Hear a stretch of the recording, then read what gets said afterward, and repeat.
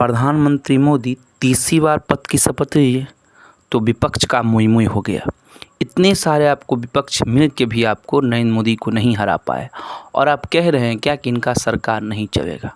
आप लिख के वो शानदार तरीक़ा से चलेगा और 5 साल चलेगा। इतना आसान आपको नहीं है कि जेडीयू और टीडीएस इनके साथ आ गए। उनको पता है आपको कि इनके साथ रहने में फ़ायदा है। और जहाँ तक मोदी जी का बात है, उनको पता है कब तोड़ना है और कब जोड़ना है, ये फिक्स है। बहुत सारे अनुभव हैं, उनका गवर्नमेंट कोई नहीं गिरा सकता है।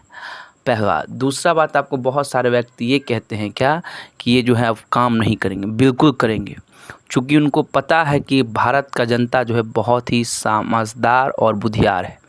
क्योंकि कुछ कमियां इनमें थी जिससे इनको सरकार जो है सो पूर्ण बहुमत का खुद से नहीं बन पाया, कमी हो गया। अगर ये जितने भी फैसले आपको लेने वाले थे, अगर नहीं लेंगे जो वादा किए हैं, तो ये जो 240 सीटें आप लिख लीजिए कि अगला बार 40 सीट इनका हो जाएगा। तो ये बात इनको पता है, सारे फैसले लेंगे और शानदार तरीक़ा से। हाँ, ये होगा आपको कि जब इनका खुद का बहुमत था तो बिना किसी से पूछे हुए, बिना हिचकिचाहट के सारे फैसले ले लेते थे।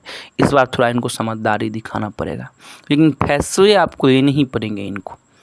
और जहाँ तक आपको इससे पहले ये भी ठीक हुआ कि बहुत सारे आदमी आपको चुनाव आयोग पे उंगली उठाते थे, तो ये भी ठीक हुआ आपको, मेरे हिसाब से चुनाव आयोग बच गए कि उनका जो है सो उंगली उठाने का जो था उनके ऊपर, वो आपको ख़त्म हो गया।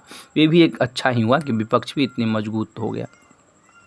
और जहाँ तक आपको अमित शाह की बात है या प्रधानमंत्री मोदी की, वो जो बहुत सारे कद की बात है, तो आदमी का कद समय बढ़ाता है, कोई आपको कहीं पे भी नहीं है। अभी अगर मोदी और अमित शाह का कद है तो कुछ समय ऐसा आएगा कि इनके कद ख़त्म हो जाएंगे और किसी का कद आएगा। तो जिसका समय होता है उसका कद होता है। और जहाँ तक हमारे भारत की बात है, तो ये विकासशील तो बनेगा ही, विकसित भी बनेगा और महान भी बनेगा, फिक्स है।